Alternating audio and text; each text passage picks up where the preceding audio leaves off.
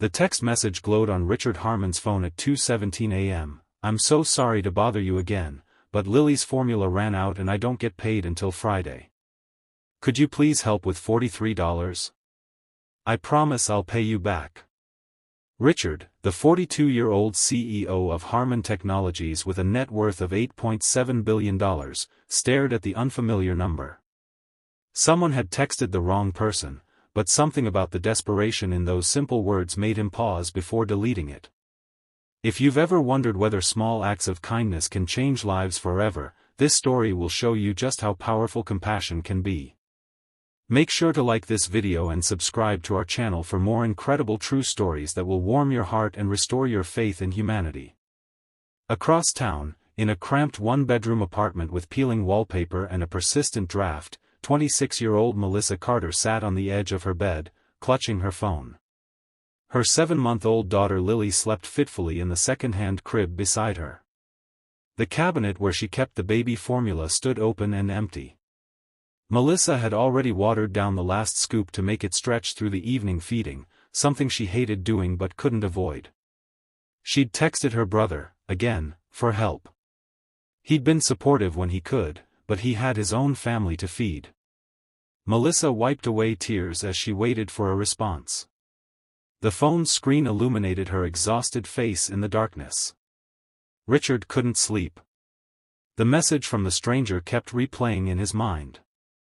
He'd grown up wealthy, the son of the company's founder, and while he'd worked hard to expand the business, he'd never known true financial struggle. Something about this text message, its politeness despite obvious desperation, the specific amount, the mention of a baby, touched him.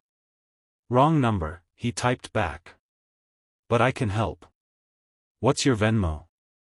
Melissa's phone buzzed. She read the response with confusion, then crushing embarrassment. She'd misdialed her brother's new number. Some stranger was now witness to her failure as a mother, her inability to provide the most basic necessities for her child. "I'm so sorry," she wrote back. "I meant to text my brother. Please ignore." Richard sat up in his king-sized bed. "No problem. But my offer stands. Everyone needs help sometimes." Melissa hesitated. Pride warred with necessity. Lily stirred in her sleep, making the small whimpering sounds that preceded full-blown hunger cries. Pride wouldn't feed her baby. "Thank you," she typed, adding her Venmo information. "This means more than you know." Richard sent $500 with the message, "For Lily's formula and whatever else you need." When Melissa saw the amount, she gasped. This had to be a mistake. "That's way too much," she wrote back. "I only needed $43 for formula."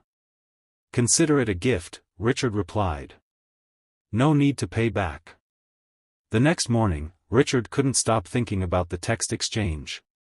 During a meeting about quarterly projections, his mind kept wandering to Melissa and Lily. What circumstances had led a clearly responsible mother to such desperation? On impulse, he texted her again. "Hope you were able to get what you needed for Lily. If you don't mind me asking, what's your situation?" Melissa had just returned from the store, where she'd bought formula, diapers, and even a small toy for Lily, her first new toy in months. She saw the text and debated whether to respond. The man had been kind, but she didn't want to seem like she was angling for more help. Still, basic courtesy demanded a response. She typed while Lily played on a blanket nearby. "We're doing much better today, thank you. I'm a single mom. Lily's father left when I was pregnant. I work as a medical receptionist but had to take unpaid time off when Lily got sick last month. Just trying to catch up on bills." Richard read her response during his lunch break. He'd expected a story of addiction or irresponsibility, the narratives often attached to poverty. Instead, he found himself moved by how familiar her struggle seemed. His own mother had raised him alone after his father died, though family money had cushioned that blow.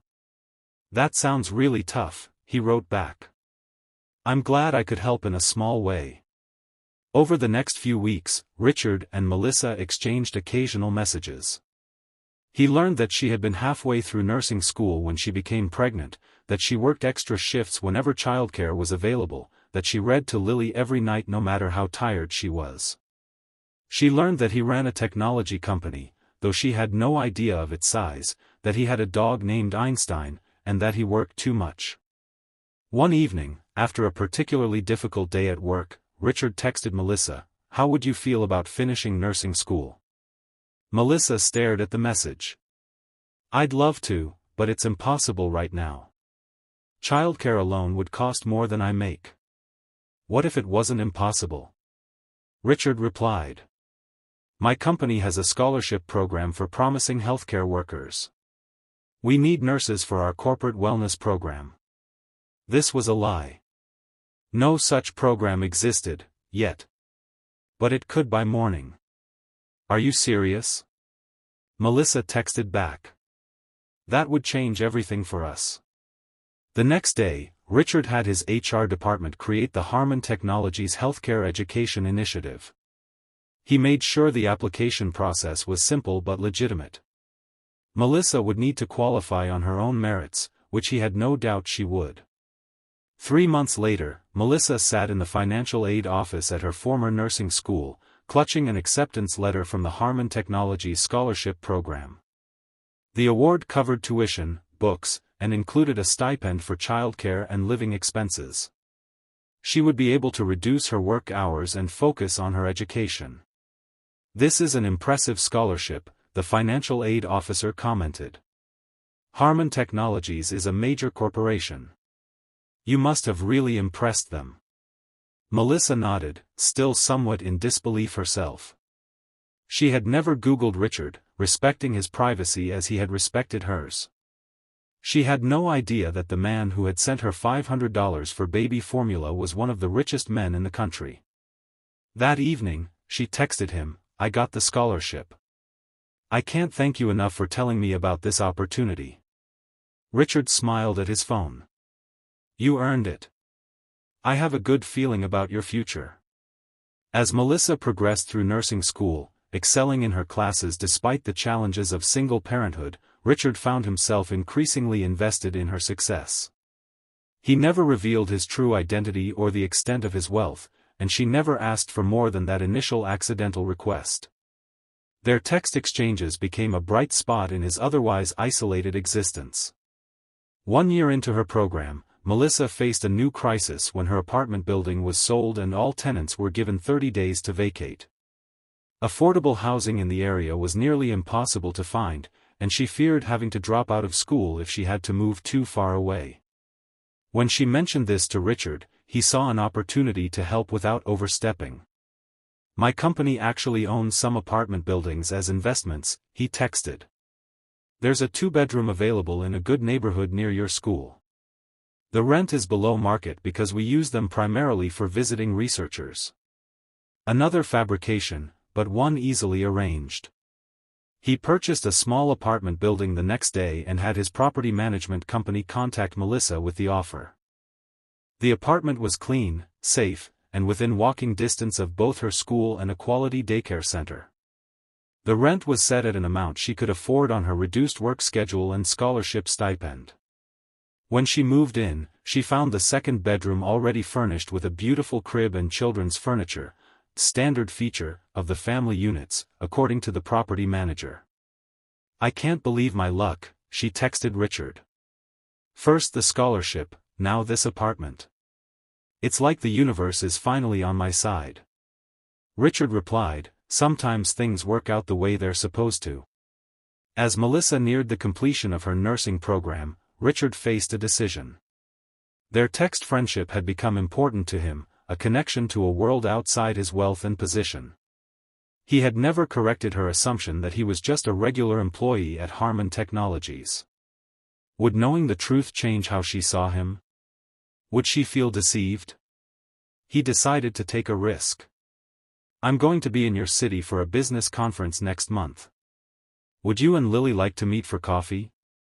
Melissa hesitated. Their text relationship had been a source of support and friendship, but meeting in person felt like crossing a boundary. Still, she owed him so much, and it would be nice to thank him face to face. "We'd like that," she replied. They arranged to meet at a park with a coffee shop. Melissa dressed Lily in her cutest outfit and took extra care with her own appearance. She felt nervous, like she was meeting a celebrity, though she knew Richard was just a regular person who had shown her extraordinary kindness. When a black luxury car pulled up to the park entrance, Melissa didn't connect it to her meeting. But when Richard Harmon, whose face she recognized from a business magazine cover she'd seen at the doctor's office, stepped out and walked toward her with a tentative smile, her world tilted on its axis. You're Richard Harmon," she stammered. "The Richard Harmon." He nodded, suddenly looking vulnerable despite his expensive suit and powerful presence. "I should have been honest from the beginning. I'm sorry." Lily, now a chattering toddler, broke the tension by offering Richard a slightly crushed cracker from her snack cup. He accepted it with grave courtesy, and Melissa couldn't help but laugh at the sight of a billionaire carefully holding a soggy cracker given to him by a toddler. Over coffee, while Lily played in the sandbox, Richard explained why he'd kept his identity secret. "People treat me differently when they know who I am." Our conversations were the most normal part of my life. Melissa shook her head in wonder. "All this time, I've been texting with a billionaire. The scholarship, the apartment, none of that was coincidence, was it? The opportunities were real," he insisted. "You earned that scholarship. You're an excellent student and you'll be an amazing nurse. I just created the opportunity." She should have felt manipulated, but instead she felt seen in a way she hadn't since before Lily was born. Why? Why do all this for a wrong number? Richard considered the question carefully. "Your text came at a time when I was questioning the purpose of my wealth. I have more money than I could spend in multiple lifetimes, yet I wasn't using it to make any real difference. You gave me the chance to see the impact of direct help, no bureaucracy, no tax write-offs, just one person helping another. So I was your charity case," Melissa said quietly. "No," Richard replied firmly. "You were my reality check. And then you became my friend. Your determination, your love for Lily, your refusal to give up on your dreams, you inspired me.